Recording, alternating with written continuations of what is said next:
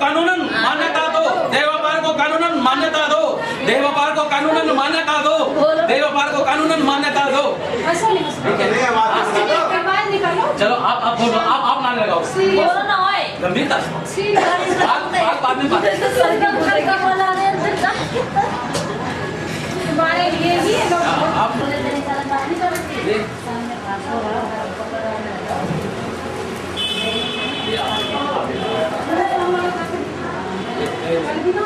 बस हो गया।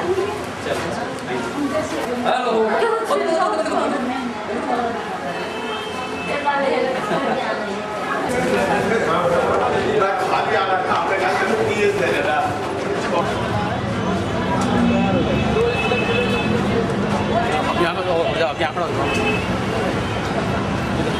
दिल्ली रेलवे स्टेशन का मेट्रो स्टेशन, जहां अब हम मेरठ के बाद पहुंचे हैं। इसके साथ ही नई दिल्ली रेलवे स्टेशन है। मेरे कैमरामैन के मौका थोड़ा बाहर है। अब आज अंदर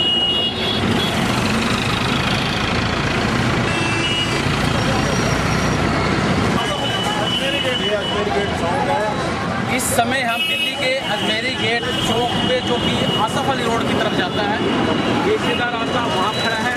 और रोड को, जो कि मार्ग जिसे जीबी रोड भी कहा जा सकता है, अर्थात दिल्ली का वह एरिया जो कि सदियों से, मुगल काल से, यानी कि अंग्रेज़ों की आज़ादी के बाद भी, जहाँ पर आज तक यौनकर्मी, सेक्स वर्कर्स हैं। दिल्ली देश की राजधानी है। ये यहाँ पर क्यों है, इनके लिए सरकार ने क्या क्या योजनाएं बनाई हैं, इन्हें बसाने की या उजाड़ने की या समाप्त करने की या इनकी सुविधा के लिए, उसकी जानकारी लेने के लिए हम आगे की ओर बढ़ेंगे, जो कि शरदानंद बाग की तरफ रास्ता जाता है। आइए हमारे साथ, आप बताइए। मेरे पे मारता है।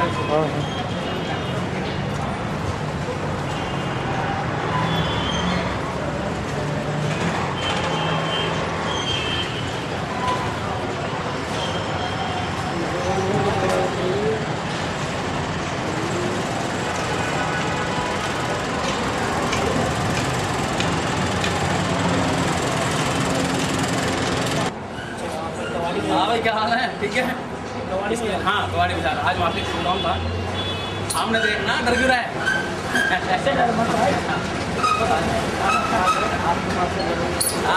तो साथ मिलेगा, खाने मिल जाके, वैस भी मिल जाएगा। नहीं वहाँ नहीं, हमें तो इस एरिया के अभी गए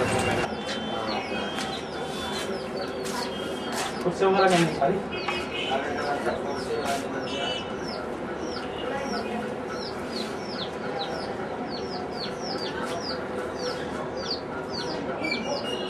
उठाएंगे, आप उठाएंगे तो लियो। लियो हमारे। हाँ, ये देखा साहब, इसको पता है। लो, आप भी लो ना। खाओ। नहीं, हमें अभी खाना खाए, अभी। नहीं, आप खाइए। अरे आपके लिए तो आपको पसंद आता है। ये अलग ही दिखता है। 1 मई मजदूर दिवस, जो कि पूरे विश्व में मजदूर दिवस मनाया जाता है, मजदूरों के अधिकारों की सुरक्षा के लिए। मेरठ कबाड़ी बाजार में रेड लाइट एरिया घूमने के बाद आज एक बार फिर हम दिल्ली के जीबू रोड एरिया में कोठा नंबर 50 पर, जो कि इकबाल अहमद एक सामाजिक कार्यकर्ता के रूप में भी जहां पर काम करते हैं, वहां पर बैठे हैं यह जानने के लिए कि जीपी रोड पे लगभग कितनी वेश्याएं हैं और इनके लिए इनकी संस्था द्वारा क्या क्या कार्य किए जा रहे हैं और इनको क्या क्या समस्याएं आती हैं। और जैसा कि 5-6 सालों से मैं स्वयं यहाँ कोठे पे आके यह जानने का प्रयास किया है कि इन वेश्याओं का, जीपी रोड पे काम करने वाली देह व्यापार में कार्यरत यौन कर्मियों को किस तरह सरकार द्वारा लाभ पहुंचाया जा सकता है, इनको सम्मानजनक अधिकार दिया जा सकता है, वह सिर्फ कानूनी मान्यता दिलवाए जाने के बाद ही संभव है। भले ही कानूनी मान्यता मिलने से इन यौन कर्मियों का सामाजिक रुतबा ना बढ़े, लेकिन कानूनन रुतबा अवश्य बढ़ेगा, क्योंकि शराब के बोतल के ऊपर यह लिख देने से कि शराब स्वास्थ्य के लिए हानिकारक है, सरकार ने उसके बावजूद छोटे से छोटे गाँव में बड़े बड़े ठेके अंग्रेजी और देसी खोले हुए हैं। धूम्रपान स्वास्थ्य के लिए हानिकारक है, लेकिन हर छोटी से छोटी दुकान पर धूम्रपान व गुटखा धड़ल्ले से बिकता है। उसी तरह वेश्यावृत्ति समाज के लिए हानिकारक है। ये सच्चाई है, भले ही कड़वी है। इस सच्चाई को हमने आदिकाल से, जब इन्हें नगर वधु और राजवधु के नाम से बुलाया जाता था, पुकारा जाता था, आज इन्हें वेश्या, रंडी आदि के नाम से बुलाया जाता है, जो कि बहुत ही इनके लिए अपमानजनक और समाज के लिए अपमानजनक, पीड़ादायक बात है।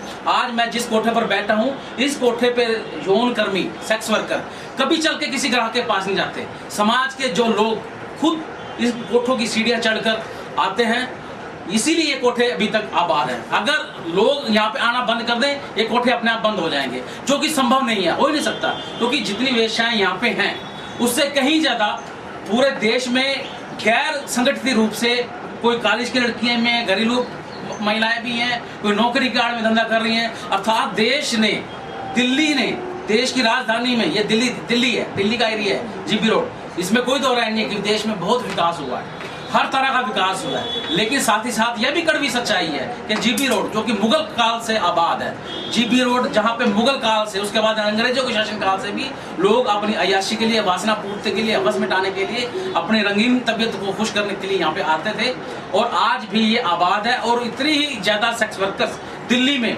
जो कि सफेदपोश है, गैर संगठित है, वो काम कर रही हैं। इस बारे में हम आज एक बार फिर जानना चाहेंगे इकबाल अहमद से, उनके साथ श्रीमती नसरीना बेगम से, कि क्या देह व्यापार को मान्यता मिलने से उनके साथ कार्य कर रही महिलाओं को, यौन कर्मियों को कोई लाभ हो सकता है या नहीं।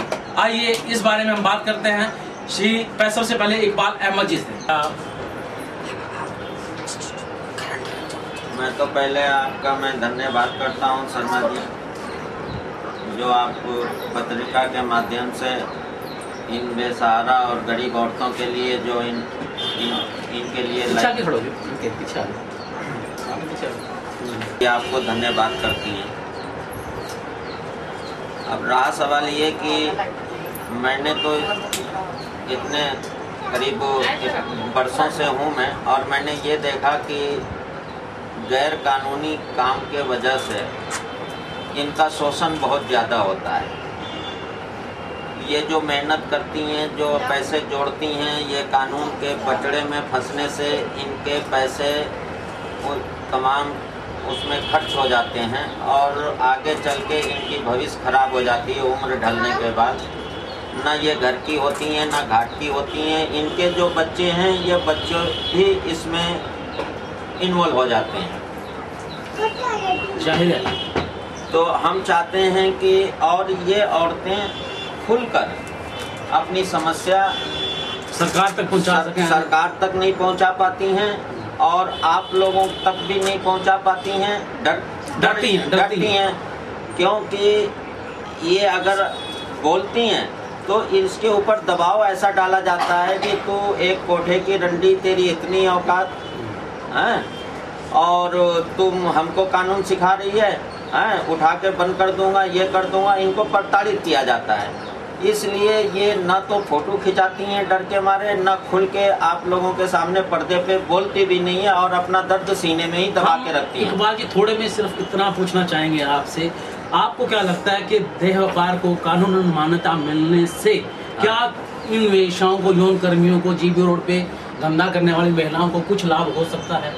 जी, उसमें इनको एक बहुत बड़ा एक ये बेनिफिट मिलेगा कि इनको अगर अधिकार मिल जाता है तो उससे इनकी जो शोषण है, जो समस्याएं हैं, ये आम जैसे समाज के लोग सरकार से, एक गरीब भिखारी से लेकर के एक अमीर आदमी अपनी समस्या सरकार के आगे रखता है और अपनी डिमांड करता है, और सरकार उसकी पूरी करती है। तो इनको भी ये हो जाएगा कि हाँ भाई, अब हम खुश हैं और हमें अधिकार मिल गया है, और हमें कोई तकलीफ है तो हम भी सरकार से मांग कर सकते हैं। ठीक है ना?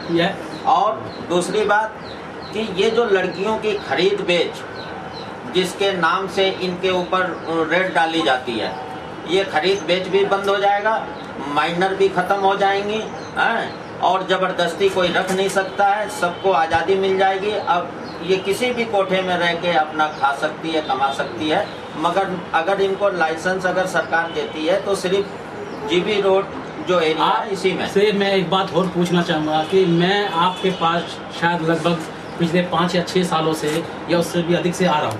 मेरे से पहले यहाँ पे कोठों पर कितनी बार यहाँ पे एक पत्रकार इंटरव्यू लेने आए आपके, कितनी बार कोई सोशल जैसे तिरंगा लहराया गया, 15 अगस्त को कार्यक्रम आदि किए गए, क्या किसी संस्था ने, किसी पत्रकार ने इस तरह का आयोजन आपके वेश्यालों पे, कोठों पे कभी हुआ?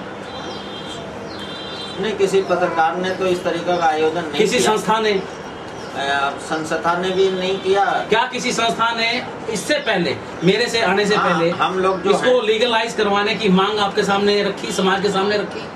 नहीं, किसी ने भी नहीं रखी कि इनको लाइसेंस दिलाएंगे। सिर्फ जबानी बात बोल के और इनके अंदर घुस के और इनका शोषण ही किया है। क्या मैं आपकी शायद जानकारी में होगा कि मैंने इस संदर्भ में माननीय प्रधानमंत्री जी को, सुप्रीम कोर्ट को भी पत्र लिखा हुआ है कि देह व्यापार में केवल स्वेच्छा से, अपनी मर्जी से धंधा करने वाली महिलाओं को कानूनन मान्यता दी जाए, और अगर कोई किसके साथ जबरदस्ती इस धंधे में, तो उनके लिए कड़े से कड़े दंड का प्रावधान होना चाहिए। इस बात की आपको जानकारी है? जी है, हम लोग भी यही चाहते हैं कि जो जबरदस्ती करता है आप उसको सजा दीजिए, जो किसी माइनर को खरीद बेच करता है उसको भी आप सजा दीजिए, मगर जो अपनी स्वेच्छा से है और वो 150 रुपया में बेचारी वो काम कर रही है।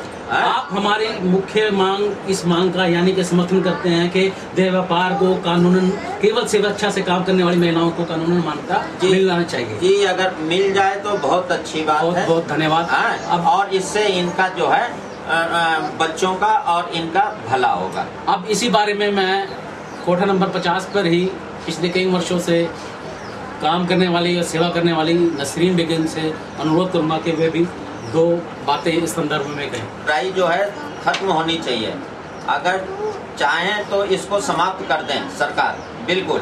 क्या ऐसा संभव है? 1 मिनट, सब खत्म कर दें। और अगर ये नहीं खत्म हो पा रहा है, ये बहुत लोगों ने, बड़े बड़े बुद्धिजीवियों ने सदियों से प्रयास किया मगर नहीं खत्म हुआ। अब नहीं खत्म हुआ तो इसका जो शोषण हो रहा है तो ये इलीगल के कारण हो रहा है।